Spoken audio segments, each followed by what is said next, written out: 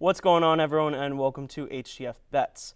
The sports world has been flipped upside down. The Vikings, Steelers, and Seahawks are atop their respective divisions, and Bam Adebayo is totally dating Asia Wilson. So, with that being said, today we'll be talking about Andrew's sell high and buy low NFL players, making some way too early NBA predictions, and then, of course, finishing off with our surefire picks of the week. Don't go anywhere because HTF Bets starts right now.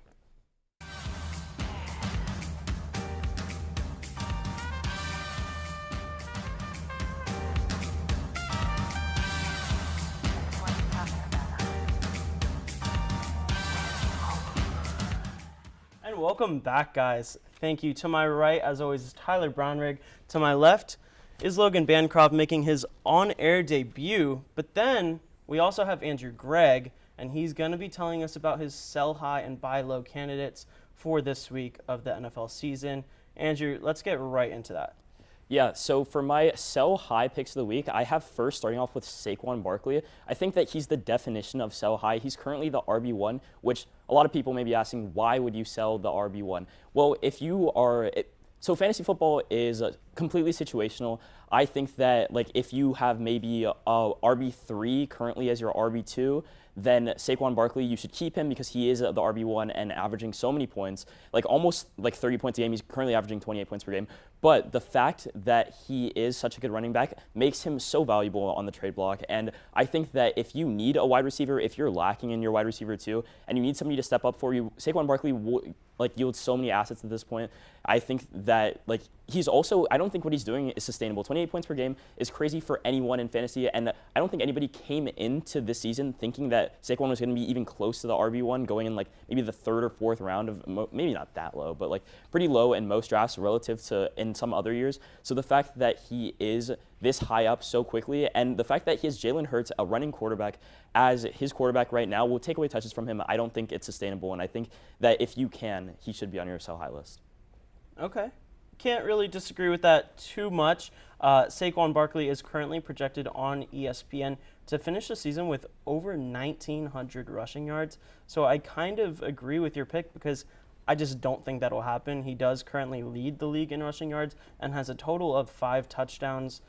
Now, Tyler, would you agree with that statement?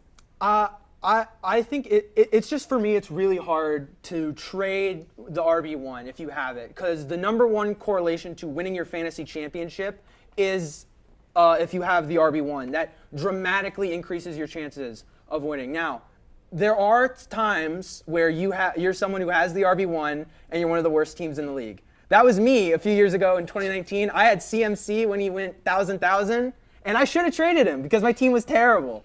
So I do understand but Saquon will be getting a lot more of the workload. AJ Brown is out. Devontae Smith has a concussion. And the Lane Johnson is hurt for the Eagles. So that's a big loss to their offensive line. So it is this kind of weird limbo state where he is the only guy, and that's a positive because he's going to be getting a lot more touches, but he's also the only guy. So defenses are just going to zero in on him to take him out of the game. So could we say it's Jahan Dotson season with the wide receiver 1 and 2 out? Absolutely not. Okay. Not even a little bit. All right. Dallas Goedert? Dallas Goedert, maybe? Sure. Maybe. All right. So, Andrew, who is the next sell high? Yeah, so for my next sell high, I have Derrick Henry. And I think that it's a little bit towards the same thing with Saquon Barkley. Running quarterback definitely doesn't help running back who's looking to get touches. And I think this especially applies to Derrick Henry because if you've played fantasy for a few years, you know in a PPR league, Derrick Henry is not the guy that you want. He's currently the RB6, but before yesterday, he went off yesterday. But before yesterday, he was outside the RB 20. I think he was RB21 going into last week. So I think he had an explosive performance, and I think people are going to want him because he is so high at this point. But I don't think it's sustainable. He's not going to get 2 touchdowns a game. He's not going to have 150 rushing yards a game. And when he's not running for 150 yards a game, he is not like a great fantasy running back, I will say, because of the fact that he doesn't have the receiving potential as a lot of the other guys on like maybe a Saquon Barkley or Devon A-Chain or even like a CMC, although he's hurt. The fact that Derrick Henry only he averages 1 catch per game is terrible in PPR leagues. Depending on what league you're playing in, it does differ. But like if you are playing in a PPR league, Derrick Henry's not your guy, and I think yesterday was a little bit of a fluke performance. I also don't think he's the Derrick Henry from years past. He's not the 2,000-yard rushing Derrick Henry. He's not that guy anymore. So especially in the offense where Lamar Jackson's going to take carries, I don't think that Derrick Henry is sustainable at this rate, and I think that you should sell high on him if you have the opportunity to. Okay. Logan, any comments on that? I have to say, I honestly completely agree with that one. I think Derrick Henry's getting into the end of his career for sure. The Cowboys don't look like what they once were. The defense is really struggling right now. So it was a great day for Derrick Henry, but I don't know if that was a real defense. He's got to play the Steelers twice this year. He has to play the Bengals, the Browns, arguably the best division in the NFL. So I agree with Derrick Henry. I don't think that he's going to have the same sort of production, and I think with Lamar and his legs, Baltimore is a very inconsistent team when you're looking at specialty players, for sure. I mean, just look at the tight ends. Yeah, I will say he did look like the old Derrick Henry against the Cowboys. Now, that is the Cowboys who have their defense has just been an open door. You look at Alvin Kamara from the week before. Like you mentioned, 150 rushing yards. He had 2 touchdowns, and he's also 5th in the league in carries. So he's looking like Derrick Henry, but he's also 30 years old. As we've mentioned, he's old. He's at the end of his career. We're hoping for the best, but I would not say that this is going to be a consistent thing. Andrew, who is your last sell high candidate? Yeah, and just because I don't like Derrick Henry so much because he cost me in a fantasy league a couple years ago, I will point out the fact that he had 100 yards off of 3 rushes. I don't think that's going to happen very often either. So the fact that he was averaging less than 3 yards a carry besides those 3 runs is also indicative of the fact that he might not be the same old Derrick Henry. He had 7 yards for no gain, or he was tackled behind the line of scrimmage. So again, I just don't think that Derrick Henry is your guy for fantasy football. But my last sell high is Devontae Smith. And although he did get injured, he is the wide receiver 8 on the season, and he is one of the better fantasy wide receivers this season, but it does make it so that he looks like he could possibly, he's only questionable for this current week. So with him averaging 17 points a game, he is a trade prospect. But I think that people are a little bit too high on him, especially with A.J. Brown being out. He got a lion's share of the targets, and I just don't think that what he's doing is sustainable either. So I'm a little bit low on the Eagles right now. Okay. I can't really blame that. However, it is slightly questionable with A.J. Brown. You would think that he should be kept, but that concussion, as we've learned with Tua, who we talked about last week, that can, mess some things up. But Tyler, how about you? The biggest thing with Devontae Smith is he's had pretty consistent numbers so far to start this year. Obviously, the big concern is touchdowns. He only got 1. And with A.J. Brown out, it was thought maybe Devontae Smith will be able to be that guy, that X receiver, and it's just not his skill set. We saw in the Saints game, they had a possession in the red zone where Jalen Hurts, he anticipates it, Smith cutting in to catch that touchdown, and he's just too small. He's too little. He can't do it. That A.J. Brown, he catches that touchdown. So I say if you want to look at one of the Eagles wide receivers, I'd say you could probably get A.J. Brown for less because he's injured and he's going to come back soon, and he'd be a better guy you can stash if you're in desperate need of a receiver. But it's just Smith, I agree. It's just the size issue and his just inability to be a threat in the red zone. Yeah, I agree, and good idea. I might target A.J. Brown. Andrew, your 2 buy low candidates are going to break my heart. They're from the same team. I know where your alliance lines, but who are these players? Yeah, so I have 2 Dolphins fans, 2 Dolphins players as my 2 buy low players of the week, and I think that buy low is the exact term that should be used for these players. Tyreek Hill and Devon Achane are my 2 buy low players of the week, and I think that the fact that Tua is out, it drastically changes the offense. This is still the same offense. This is still the same Miami Dolphins. There's nothing that has been changed drastically in the skill positions from the Miami Dolphins from last year. Tua had 4,000 plus. He led the league in passing with over 4,000 yards last season. Tyreek Hill had an insane season, going for nearly 1,800 yards. These players are still the same players. As soon as Tua comes back, which he is going to come back at some point this season, I know he's on the IR, but winning fantasy football is about picking up steam towards the end of it. The first couple weeks obviously do matter, and you want to get in as many wins as possible. But Tyreek Hill and Devon Achane are going to be fantasy league winners by the end of the season. Devon Achane was the RB3 before last week, and he is one of the better players in the NFL currently. So I think that these two are great candidates for buy low people, especially given the fact that Tua will come back and Skylar Thompson won't be the quarterback forever. So if you need somebody to pick up and this is also a projection based off the fact that Skylar Thompson probably won't be able to move the ball. I think that the next 2 weeks will be kind of dicey for these Dolphin offenses, but if you can stick it out and buy low on Devon Achane and Tyreek Hill, I think it'll be worth it for you in the future. All right, so fairly quickly, why Devon Achane? Why do you agree, probably? I think Devon Achane's a lovely buy low candidate. I have him personally on my fantasy team, and we got to be I guess some people will be a little biased here with the performance we just saw from the Dolphins. It was quite pitiful, to be honest. It was. And it was a disastrous performance. We saw Achane only get 8.8 fantasy points. But I think that even without Tua, I think that they will definitely have a better day next week. So I think Devon Achane's a lovely pickup right there. Yeah, so Skylar Thompson did go down last game, and Tim Boyle entered the game, which is just even worse news for Tyreek Hill fantasy owners. Only 5 targets in that game. But that is all the time we have for this segment. Thank you very much for joining us. After the commercial, we will be talking about the NBA, so don't go anywhere. Hello, Hitting the Field family. My name is Andrew Montana, host of Season 19 of The Main Show. And on behalf of HTF, we hope you're enjoying today's content. But I'm here to tell you about everything else we have to offer here at the network. Mondays at noon, HTF Bets goes live with 3 of the best on-air faces we have in the program. Andrew Gregg's personality, Tyler Brownrigg's sports expertise, and Nick Cohen's versatility make this show a fan favorite, but also a warm light to guide you through the harsh world that is the sports betting industry. On Tuesdays, Frankie Noble hosts a brand new show called Girls Got Game, blending women in sports, the biggest sports news stories, and creative segments that make for a fun and engaging show. Next up, we've got The Combine, an easygoing, conversational, and podcast-style show dropping on Wednesdays with Ty Patton as your host. No changes there. But a big change for The Combine is the set. So ladies and gentlemen, allow me to introduce you to The Combine from our brand new podcast studio. We've got the lights, we've got the cameras, all for Ty Patton to bring the action, and we hope you're just as excited as we are for this amazing opportunity. Much great content from The Combine this semester, as always. Then tune in Thursdays at noon for our second live show, The Main Show, hosted by, well, yours truly. Here we'll cover any sport, any topic, any story, no matter how obscure, be it basketball, football, hockey, soccer, UFC, MMA, cycling, even baseball. But be sure to tune in throughout the semester for our special shows, including drafts, debates, and much, much more. Lastly, Nighttime is aired on Fridays, where Patrick Previty and Matthew Bracker talk about UCF and college sports. From in-depth looks at campus's top storylines to collegiate records being broken nationwide, let Nighttime be your primary college sports resource.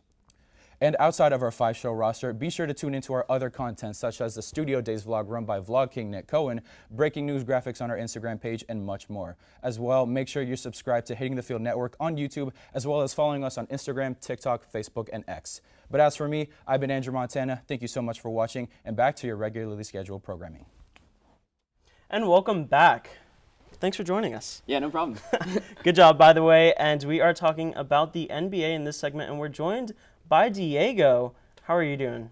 I'm good. Happy to be here. Thanks for having me. Of course. So we're just going to jump right into it with my pick. So we're going to make an NBA pick, either a team to make the playoffs, win their division, be the number 1 seed, or a over-under win count. So for my pick, I did choose the Houston Rockets to make the playoffs. That's sitting at plus 120. And it's honestly, I'm a big fan of Reed Shepherd. I think he's going to add a lot to that team on top of Fred VanVleet, who I think is a solid point guard still, on top of Jalen Green, who should take an even bigger bounce up.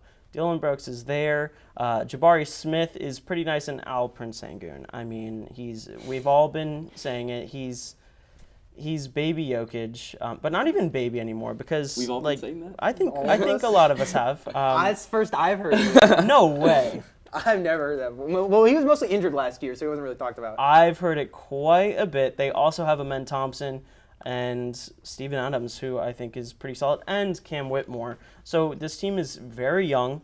Again, I think Reed Shepherd will add the much-needed shooting that this team didn't have last year. And I think sitting at plus 120, it's not like super out there, but it's also in the positives. So I think this is a good bet for you guys to do. Any thoughts on that, Andrew? Yeah, so I also think that, like, given the fact that the play-in is a thing, the Rockets will be a top 10 team in the West. Exactly. I don't think that's that debated. So they will be at least 1 or 2 games away from the playoffs, no matter how the season really goes. So with a lot of their young talent, I think that you illustrated it perfectly. They have definitely a solid chance. And sitting at plus money, I think that it's definitely at least a value bet to make. Yeah, 100%. And I also heavily considered doing the Sacramento Kings. I'm very high on them this year, but it wasn't as good of odds, so we'll save that for another time. But Andrew, go ahead and jump right into your pick. Yeah, so my pick is the Miami Heat, and before you guys call me a homer, I love it. Yeah, well, I know that we both love it. Yep. Maybe for reasons that are not completely objective. Non-basketball reasons. Yeah. This is like the third trio of bets hosts where there's been at least one Miami Heat fan. Isn't it great? Yeah. It's very insufferable, actually. That's Now there's 2 of you. yeah. That's actually the opposite of what I'd call it. I'd call it like very Celebratory. very comforting, Yeah, almost. yep. So I like the Miami Heat for a lot of different reasons. The Miami Heat were one of the most hurt teams in the league last year. We only had 2 players play over 70 games last year, and one of them was a rookie. It was kind of hard to watch as a Miami Heat fan, and the fact that they have possibly a snub for Defensive Player of the Year on the team in Bam Adebayo, one of the best players. Multiple times. Yeah, multiple times snub. He will also get to play the 4, his natural position this year, depending on how Khalil Ware progresses as possibly the starting center this year. So definitely some key additions.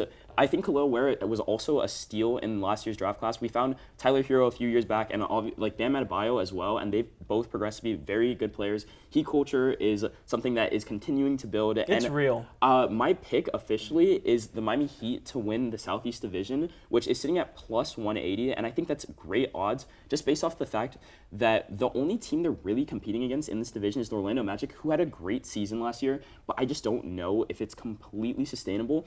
And the fact that is literally their only competition in the division. The other three teams in the division are the Hawks, and the Hawks are a perennial play-in team. They That's love their ceiling. They They're love the being kings in the of play-in. never taking that next step. I'm sorry, It's- John Warner.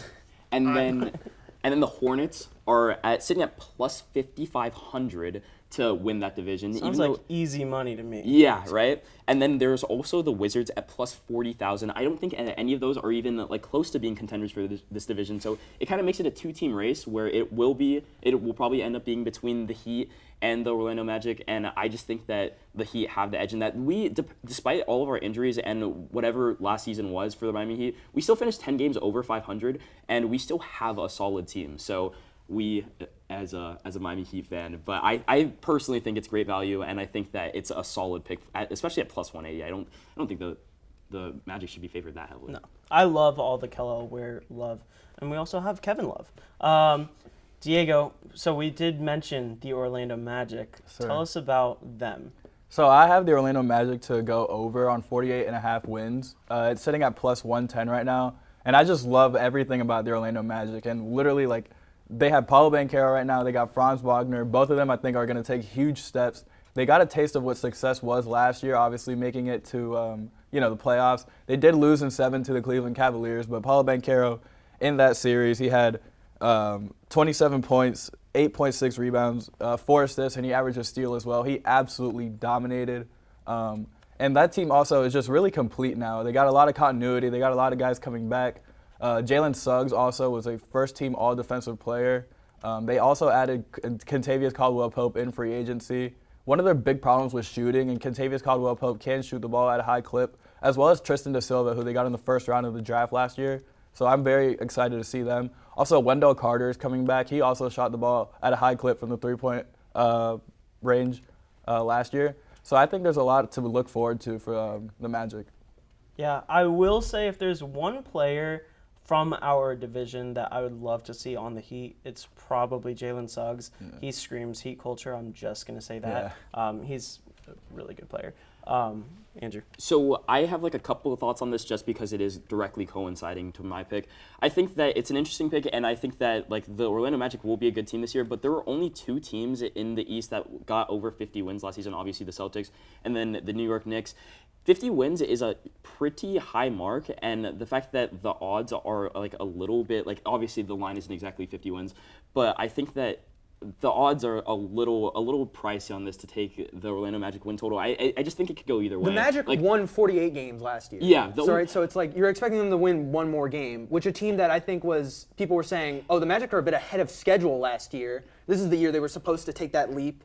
And so I see no reason why we can't expect it. And another big thing is that come the trade deadline, I imagine if the Orlando Magic are in a competitive spot in the playoff race, they will be looking to make a big move.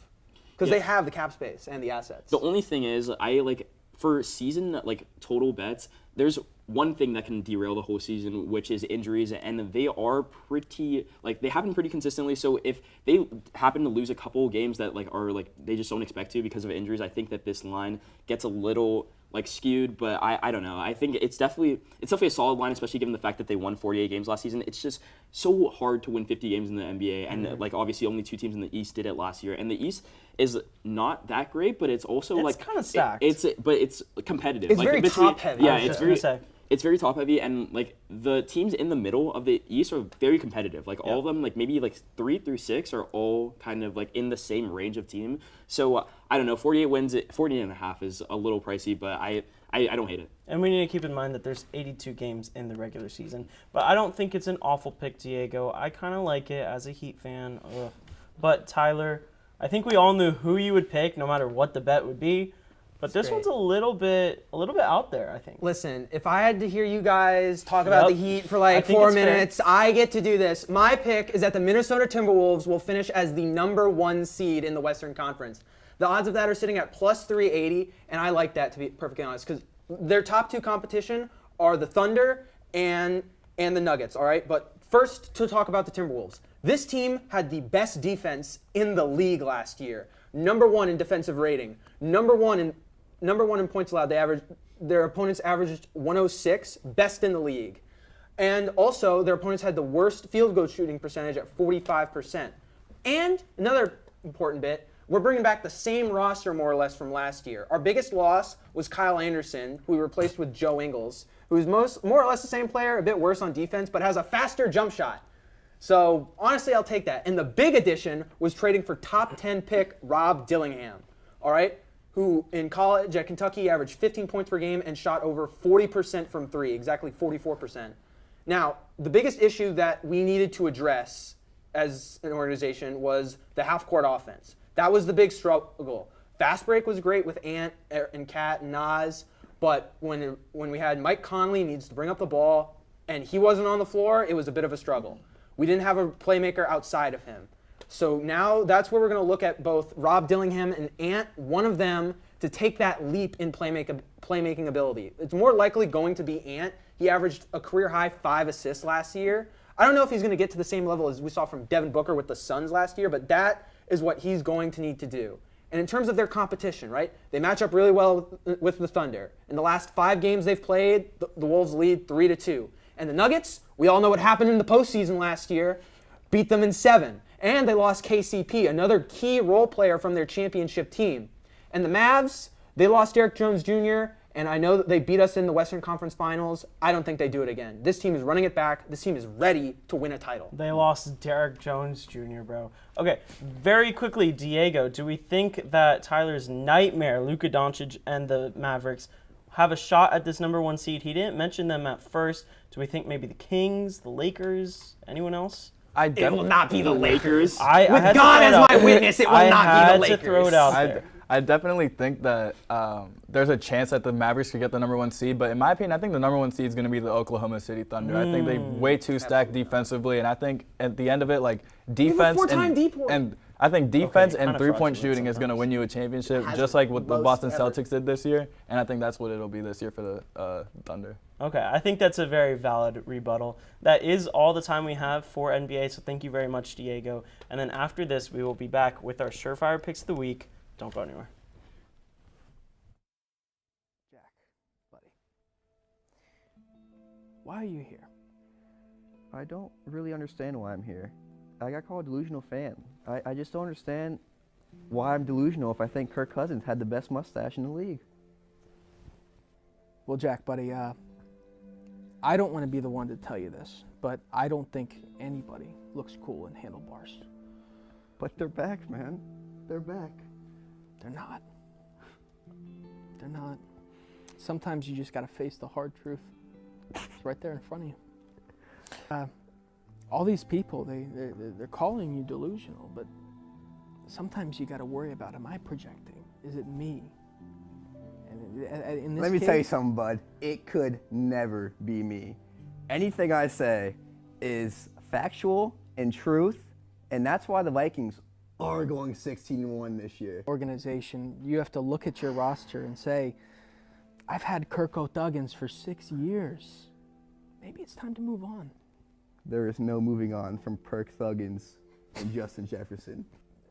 Do you think that maybe this all started just because of a little disappointment? Nothing has started. This is how I live, and I am not delusional. All right, and we are back. I don't know why this camera's on me, but we're being different today, all right? So we're going to the surefire pick, and I want to start it off with, I'm going completely different, all right? I've failed in college football. I failed with pro football when I did it. I'm 0-3. It's not looking good. WNBA, we're going to spice it up. I'm going with the hometown team. Once again, the Minnesota Lynx, though, not the Timberwolves or the Vikings. I wanted to pick the Aces originally, but I thought that might be like too free. Okay. But I'm going with the Minnesota Lynx money line to win this game. That's sitting at -139. We're going with the over on total points, 161. That's sitting at -110. Each team in their last 4 games have averaged well over this total. And game 1 was over 161, so I have no reason to believe it won't be that. And finally, to wrap it off, Diana Taurasi, the legend herself, she averages about 15 points per game. She's going to get 15. She always gets it, +105. This total parlay sits at +390. Is this the one that gets me on the board? I'll be rooting for you. God, I hope so. Fingers crossed. I kind of like it. Andrew Montana has not let me live this down. Okay. The fact that I have not won. Honestly, as he should. An entire year I spent making fun of everyone. Yep. Of Phil, of Andrew, of Ezra, and Giovanni. Yep. And maybe I'm getting my just desserts, and this is karma, but I feel like this could be the one, guys. I really do. Okay. So sitting at a total of +390 odds. So then, Andrew, tell us a little bit about your surefire pick. Yeah, so my surefire pick of the week comes in the Monday Night Football game today, which features the Washington Commanders and the Cincinnati Bengals. I first have the Cincinnati Bengals on an alternate spread at -4 at -205. I think that the Cincinnati Bengals are just the better team. They haven't gotten off to the best start of the season, so they need this game, and they're going to come out hot, I feel. And T. Higgins is also back this week, so their offense should be more explosive than it has been in weeks past. Given that being said, I also have the under 47, and that is specifically just because I don't trust this Commanders offense to put up numbers, and I also don't even think I trust the Bengals offense, given what I've seen the first 2 weeks. They definitely ramped it up last week, but I don't know. Under 47, the line is even for a reason. I think that it could go either way, but I have the under in this game, and I also have Brian Robinson Jr. under 55.5 rushing yards. Because I think that the Bengals will be up the majority of this game, that leads to the fact that there will be a lot of passing from Jaden Daniels, or maybe even rushing from Jaden Daniels, but I think that the running backs are going to get a lot less work than they would have if it was a closer game. So I think under 55.5 yards rushing this week is kind of a lock. I wouldn't say it's completely locked, but if they're going to be throwing the ball for the majority of the second half, I don't think that he gets to 55.5 yards. So the total parlay sits at +265 odds. And again, to recap, it is the Bengals -4, the under 47, and Brian Robinson Jr. Under 55.5. Okay. Do we think that week 1 loss, Bengals, Patriots, was that totally a fluke, or are we nervous at all that could happen in this game? The Bengals always get off to slow starts, and unfortunately, they have the curse of the black suit and the fact that I am 0-3. But I think that they will come out hot. They will come out hot today, and I think the Patriots loss was completely a fluke, especially given the fact that who the Patriots are. The Patriots are awful this year. They are going to be one of the worst teams in the league. And hopefully Drake May, well, maybe not hopefully, I'm a Dolphins fan, but Drake May will get some action and we'll see what he's about. They did keep it close going to overtime with the Seahawks, who are fraudulently 3-0. But so I'm going to jump into my surefire pick. I am 2-1, just saying. I'm also betting on a Monday Night Football game tonight. There's 2 this week. It's going to be the Jacksonville Jaguars at the Buffalo Bills. My parlay is sitting at plus 260, so Andrew did beat me out by 5 points, and then Tyler does have us all beat by a good amount. But so my first Your money don't make money, baby. Well, yeah. So my first pick is going to be Buffalo Bills money line at minus 275. You're not going to believe it, but this is the leg I'm most scared for, okay? Because last season, the Jaguars did beat the Bills in London, and I feel like something could be there. We'll see. Second leg is James Cook over 89.5 rushing and receiving yards, sitting at plus 105. I think that's pretty solid. He absolutely torched the Miami defense. He exceeded this against the Cardinals week 1. And then my last leg is Christian Kirk under 49.5 receiving yards. He barely has that on the season. So why is his line so high? I think that's the most Vegas, free. it's a trap. It's a might trap. be. When you're It might 2-2, come back to Christian Kirk. true. Most people finally started Jameson Williams this week, and he put up a stinker. So hopefully that's not the case. But I feel good about this parlay. That is all the time we have, though. So next week, hopefully we all have a win. I doubt I will all be of us rooting will against be. you once again. That I understand it, and I'll be rooting for you. I'll win the people's hearts. I just want one. I would like to just be on the board, just so I can. It feels go nice. just so I could go to Andrew and be like, I did one. I did it. I've Leave me decided alone. I'm not losing any more of these, so Okay. I'm going undefeated the rest of the season. You're locking and, in. Big Vegas can't keep you down. Unfortunately, Nick Cohen is going winless for the rest of the season. Listen, no. See, I wore red today because I'm out for blood. This is hitting tonight. We Interesting. will all find out. I'll be working, but you know what? That's fine. That is all the time we have for this show. Thank you very much for tuning in. We'll see you next week, and have a good day.